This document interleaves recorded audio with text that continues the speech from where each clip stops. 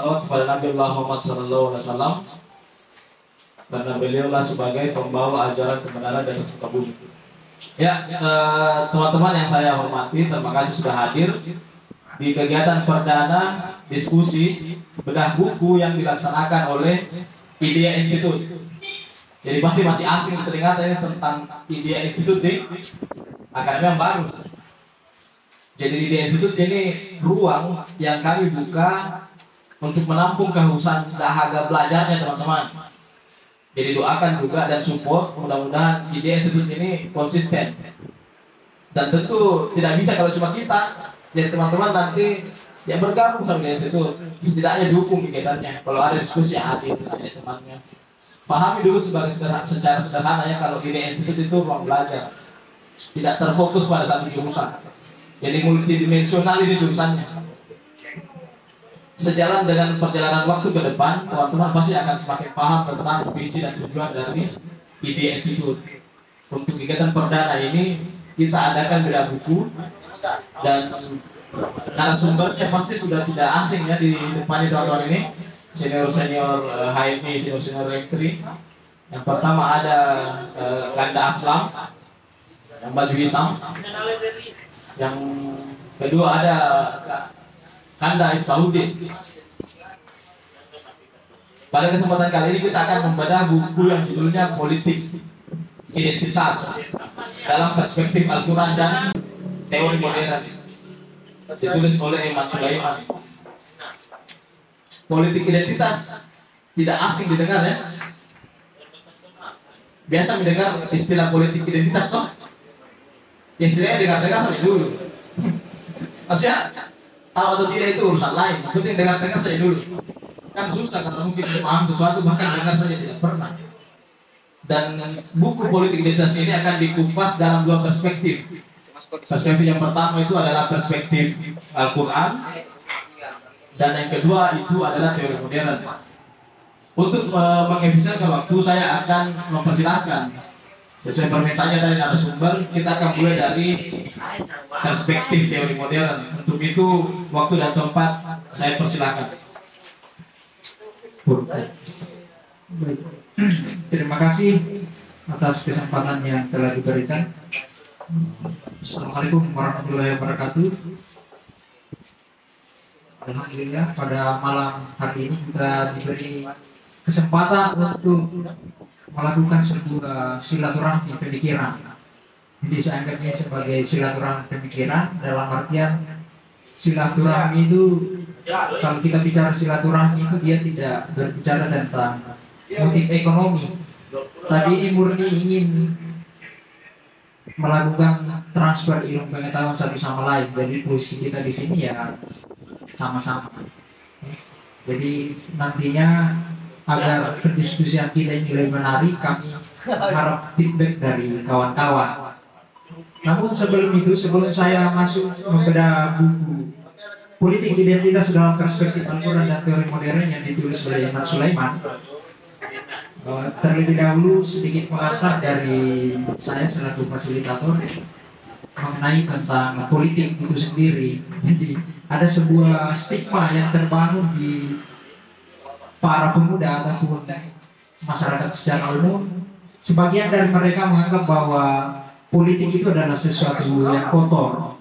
Politik itu adalah ruang yang bebas melakukan apa saja, melanjutkan sesuatu, menghalalkan segala cara untuk mencapai sebuah kekuasaan.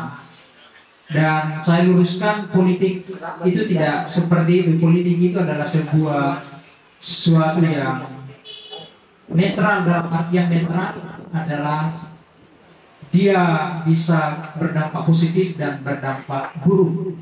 Karena apa hari ini yang tidak terlepas dari politik? Kampus hari ini dibangun atas kesepakatan politik. Hukum lahir itu karena kesepakatan politik. Bahkan kalau kita berbicara tentang gerakan, bagaimana gerakan di Uni Soviet itu gerakan partai Bolshevik, itu gerakan politik. Jadi kita tidak bisa terlepas dari politik. Jangan sampai kita terjebak pada sebuah kesalahan berpikir karena melihat contoh kasus bahwa politik keseharian itu kotor sehingga kita menganggap politik itu harus dihindari. Itu yang perlu kita luruskan, teman-teman. Dan saya pikir banyak di antara kita mungkin lebih dalam kajiannya di situ, apalagi yang kesehariannya bergelut dalam kajian politik ataupun secara kapasitas keilmuan yang bidang kan ada jurusan ilmu politik ya, seperti itu. Baik. Politik identitas dalam perspektif Al-Quran dan teori modern. Buku ini ditulis oleh Eman Sulaiman, terbit tahun 2022, September 2022, cetakan pertama dan diterbitkan oleh Pustaka Al-Kautsar. Eman Sulaiman ini lahir di Bogor pada 20 Januari 1979 dan beliau memang konsen dalam gerakan pemikiran ataupun dalam dunia kepenulisan. Beliau aktif di organisasi KAMI, Kesatuan Mahasiswa Muslim Indonesia, dan FLP juga, Forum Lingkar Pena dan sebagainya, profesi yang digeluti berkaitan dengan dunia penulis dan pendidikan. Politik identitas ini mengemuka pada saat ada politik elektoral yang ada di Amerika ya. Donald Trump kemarin tuh semakin muncul di permukaan kata politik identitas. Kemudian di Jakarta tahun 2017 kemarin, Pilkada Jakarta, politik identitas menjadi wacana keseharian sampai ke pelosok kampung itu disuguhkan dengan wacana-wacana politik identitas. Tapi sebenarnya politik identitas itu bukan sesuatu yang baru dalam prakteknya. Di sini Eman Sulaimani mengurai bagaimana politik identitas itu sebenarnya sudah ada mulai dari era pramodern sampai kita modern dan sekarang era postmodern. No? Nah, nanti saya akan kupas sepertinya. Dan politik identitas ini menuai perdebatan ya. Ada yang sepakat, ada yang tidak sepakat. Dasarnya ya yang sepakat bahwa politik identitas itu adalah indikator demokrasi yang sehat. Itu harus ada politik identitas. Kenapa harus ada? Karena itu menandakan bahwa orang-orang yang termarginalkan itu terakomodir di dalam sebuah sistem demokrasi. Jadi indikator sebuah demokrasi itu sehat ada politik identitas. Nah, identitas itu apa? Identitas itu adalah sesuatu yang melekat pada diri manusia, inheren, bisa inheren dan bisa terbentuk secara konstruk. Jadi tiap-tiap dari kita ini punya identitas. Kawan-kawan yang hadir di sini identitasnya adalah mahasiswa. Mahasiswa itu gandrung akan keadilan, tidak mau dibohongi dan sebagainya. Itu adalah identitas-identitas yang dicoba untuk dilekatkan pada mahasiswa. Kemudian kaum tua dianggap orang-orang yang legowo, orang-orang yang tidak progresif. Itu semua adalah predikat-predikat yang sengaja dikonstruk, termasuk dalam gender. Nah, di sini Eman Sulaimani menggunakan berbagai simbol identitas yang melekat pada diri manusia. Jadi identitas itu bukan hanya identitas agama ataupun etnis, banyak identitas yang melekat pada diri kita. Mulai dari gender itu feminis, maskulin dan sebagainya. Etnis itu Mandar, Bugis dan sebagainya, Makassar. Kemudian warna kulit itu adalah identitas yang melekat pada diri kita. Bahasa, logat dan sebagainya itu adalah identitas yang melekat pada diri kita dan termasuk agama. Seperti itu, dan masih banyak lagi termasuk identitas kepemudaan. Seperti itu. Jadi politik identitas yang saya jelaskan tadi tentang bagaimana perspektif perkembangan pembentukan identitas ini, perkembangannya mulai dari era pramodern. Jadi era pramodern itu politik identitas itu ditandai oleh banyaknya suku-suku, suku A, suku B, suku C, dan masing-masing itu punya pemimpin. Di mana era pramodern ini ditandai dengan menguatnya pemimpin di situ. Jadi sifatnya itu bersifat dari atas ke bawah, instruksional. Kemudian di era modern ini peran pemimpin itu sudah tidak lagi dominan, dalam artian sudah mulai muncul partisipasi publik. Kalau dulunya top down, sekarang sudah dari bawah ke atas. Jadi sifatnya kekuasaan itu bersifat distributif. Kekuasaan itu didistribusikan agar terjadi check and balance di dalamnya. Kemudian di era postmodern ini, kalau era modern itu kebenaran lebih bersifat instrumentalis, di era postmodern ini kebenaran itu lebih menghargai kebenaran yang bersifat lokalitas. Misalnya bagaimana agar masyarakat adat ini terakomodir kepentingannya, bahwa kebenaran itu tidak bersifat tunggal. Kan seperti itu gerakan postmodern kalau kita kaji dalam teori sosiologi modern. Di Indonesia ini ya perjalanannya tidak gradual, karena di era revolusi teknologi informasi hari ini, informasi itu berseliweran kemana-mana dan tidak bersifat gradual. Tidak bisa dipungkiri masih ada peradaban yang ada di Indonesia ini masih coraknya masih pramodern, ada yang modern, ya bahkan mungkin ada yang postmodern. Kalau di Indonesia ini kan belum sempat modern langsung mau lompat ke postmodern, itu kalau bahasanya Pak Bin Faiz. Kita ini di Indonesia modern saja belum pernah langsung melompat ke postmo. Padahal postmodern itu kan kemuakan terhadap modernisme tentang kebenaran tunggal, tentang kebenaran universalitas yang dibangun oleh rezim sains Barat di Eropa pada saat itu. Dan di Indonesia ini ya acak-acakan gerakan pemikiran kita. Jadi kalau di Barat itu jelas dia genealogi ilmu pengetahuannya, dialektikanya itu berjalan, Socrates, Plato, Aristoteles, Hegel, Verba dan seterusnya. Mereka itu sangat dialektis. Kalau di Indonesia ya itu PR kita bersama, bagaimana agar gerakan pemikiran di Indonesia itu bersifat dialektis, bukan yang dikritik itu kepribadiannya. Itu Rocky Gerung seperti ini itu menyerang personal atau menyalahkan seseorang dari segi personaliannya misalnya, itu dianggap sebagai salah berpikir ya. Kemudian politik identitas ini menarik untuk dibahas, karena politik identitas ini kalau dibandingkan dengan politik uang itu bersifat temporal. Jadi kalau hari ini ada money politik, mungkin dampaknya itu hanya hari itu saja atau beberapa hari atau bulan. Sedangkan politik identitas dampaknya itu bisa sampai bulan depan, tahun depan, bahkan puluhan tahun ke depan. Kalau itu kembali diungkit, itu bisa menyebabkan konflik di dalam masyarakat. Ini dampaknya politik identitas. Misalnya suku A dianggap sebagai suku yang terbelakang dan sebagainya. Itu kan memantik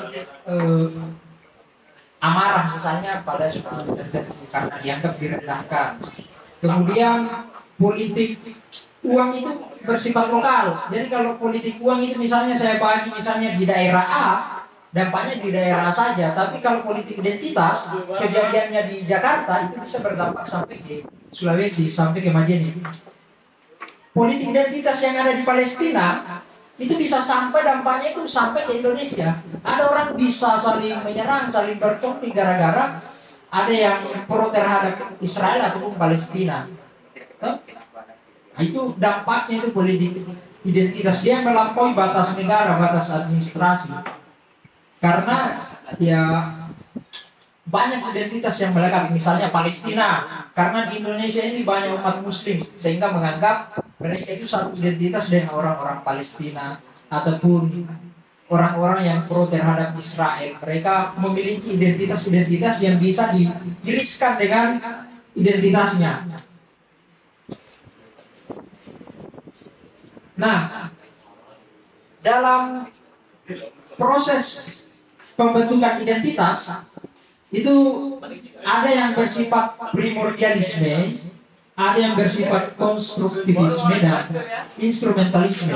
Primordial ini adalah identitas kolektif yang terjadi secara turun-temurun. Misalnya suku Bugis, Makassar, Mandar, Jawa dan sebagainya itu adalah sesuatu yang bersifat primordial, melekat secara turun-temurun. Anda tidak memilih lahir sebagai suku A, suku B, suku C, tapi Anda ditakdirkan di sini.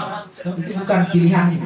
Kemudian konstruktivisme ini ya Pak filsafat konstruktif, bahwa identitas itu sesuatu yang dinamis, dia adalah sesuatu yang bisa dibentuk dan bisa dipertukarkan. Misalnya gender hari ini kan mengalami sebuah gelombang perkembangan, gelombang satu, dua dan seterusnya, dan masing-masing punya gerakan, misalnya feminisme Marxis, feminisme liberal dan sebagainya, itu bersifat konstruk dan bisa dipertukarkan, dalam artian bisa didialogkan. Kan misalnya Anda tidak bisa tukaran suku dengan saya misalnya, karena itu tidak bisa dipertukarkan. Sedangkan pemikiran itu bisa dipertukarkan. Bisa jadi hari ini Anda liberal, bisa jadi besok Anda menjadi sosialis misalnya, atau libertarian dan sebagainya. Itu bisa dipertukarkan dan bersifat dinamis. Kemudian instrumentalisme ini perspektif kekuasaan, bagaimana kekuasaan itu memproduksi sebuah wacana untuk membuat sebuah identitas, misalnya politik identitas kewarganegaraan, Pancasila yang dilekatkan kepada warga Indonesia. Dan misal di Orde Baru pernah diberlakukan asas tunggal Pancasila misalnya, organisasi yang tidak menjadikan Pancasila sebagai asas tunggal maka dianggap melanggar undang-undang yang ada di Republik Indonesia ini.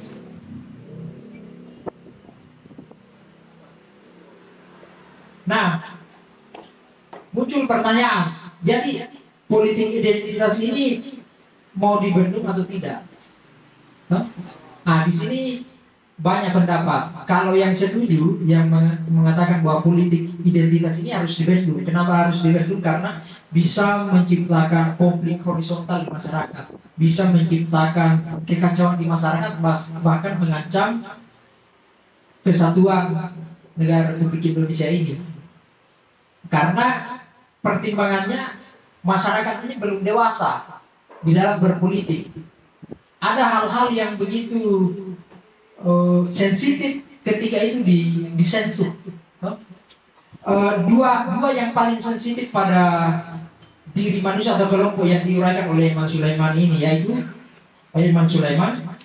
yaitu etnis dan agama. Jadi yang hari ini politik identitas yang marak terjadi hari ini adalah politik yang berupa etnis, misal ras ini, ras unsur ataupun kelompok ini dan sebagainya, itu dianggap sesuatu yang sangat sensitif dan bisa menciptakan sebuah dampak politik identitas yang begitu berbahaya. Kemudian agama, termasuk agama, bagaimana gerakan populisme agama hari ini, gerakan-gerakan yang misalnya di Jakarta kemarin kan banyak gerakan-gerakan seperti itu mengatasnamakan agama. Terlepas apakah kawan-kawan punya pandangan tersendiri, tapi itu adalah penggunaan agama dalam sebuah politik kebangsaan kita, dan itu dianggap sebagai sesuatu yang mengancam. Kemudian yang menganggap bahwa politik identitas itu perlu, salah satunya itu ya ini disebutkan oleh Iman Sulaiman, karena politik identitas itu menjadi sebuah indikator demokrasi yang sehat. Jadi ketika dalam sebuah demokrasi tidak ada politik identitas, tidak ada gerakan yang membawa sebuah identitas, itu artinya demokrasi tidak sehat. Kemudian politik identitas ini adalah wacana tandingan terhadap ideologi dominan. Misalnya negara-negara komunis misalnya, ya bisa jadi di situ ada gerakan-gerakan yang bersifat liberal, cenderung ke ideologi tertentu untuk mengcounter gerakan-gerakan komunisnya ini. Kemudian selain sebagai counter wacana, yaitu adalah sebuah katalisator dalam sebuah proses demokratisasi. Nah, apalagi apa yang ditawarkan oleh Iman Sulaiman adalah bahwa politik identitas itu sah-sah saja selama politik identitas itu digunakan secara arif dan bijaksana. Kemudian politik identitas harus senantiasa menjaga adab di dalam berpolitik. Dan yang ketiga adalah mengiring politik identitas dengan prestasi. Nah, menarik di sini, bagaimana mengiringi politik identitas dengan prestasi. Jadi ketika orang sampai pada sebuah kesadaran bahwa orang ini berkapasitas, orang ini layak menjadi sebuah pemimpin, maka identitas itu tidak perlu lagi. Dia tidak akan mempermasalahkan lagi Anda dari organisasi A, B, C, ataupun apa sukumu, itu tidak penting lagi selama Anda berprestasi. Mirip-mirip yang dikatakan Gus Dur, tidak penting apa agama, yang penting kau bisa melakukan kebaikan. Jadi puncak dari sebuah politik identitas itu harapannya adalah mengesampingkan yang namanya identitas, sudah tidak penting lagi. Orang tahu, tapi menganggap itu tidak penting. Karena yang terpenting adalah prestasinya. Seperti itu. Dan Eman Sulaiman ini membagi sebuah kategori di dalam politik identitas ini. Politik identitas itu ada yang sifatnya good, bad, and ugly. Baik, good, berarti bahwa politik identitas yang baik itu ketika penggunaan politik identitas itu diiringi dengan kampanye pewacanaan terhadap masyarakat publik tentang pentingnya kesadaran, kesetaraan, keadilan. Jadi misalnya gerakan masyarakat adat misalnya yang menuntut keadilan, misalnya di Kalimantan ataupun yang ada di Bulukumba misalnya menuntut keadilan di situ, itu adalah sesuatu yang baik. Indikator yang baik itu ketika pewacanaan tentang kesetaraan dan keadilan itu senantiasa digaungkan. Kemudian yang buruk itu dianggap ketika dalam proses politik identitas dia tidak melakukan kampanye permusuhan. Dia tidak terlibat dalam upaya untuk menciptakan kesadaran tentang keadilan, kesetaraan. Tapi dia juga tidak memicu adanya permusuhan. Nah itu lebih rendah di bawah yang ditanya. Kemudian yang jelek itu ketika mengampanyekan tentang keburukan. Jadi ketika ada politik identitas yang mengkampanyekan politik identitas bahwa agama A itu buruk, suku A itu misalnya tidak bisa dipercaya dan sebagainya, itu dianggap sebagai sesuatu yang buruk paling kok dalam sebuah politik identitas. Jadi ada kategori SAS yang dibangun oleh Eman Sulaiman ini. Jadi saya pikir itu saya dulu pengantar saya agar pendiskusian kita lebih menarik, mungkin bisa ditempatkan di sesi diskusi nantinya. Terima kasih. Assalamualaikum warahmatullahi wabarakatuh. Ya kita beri applause dulu untuk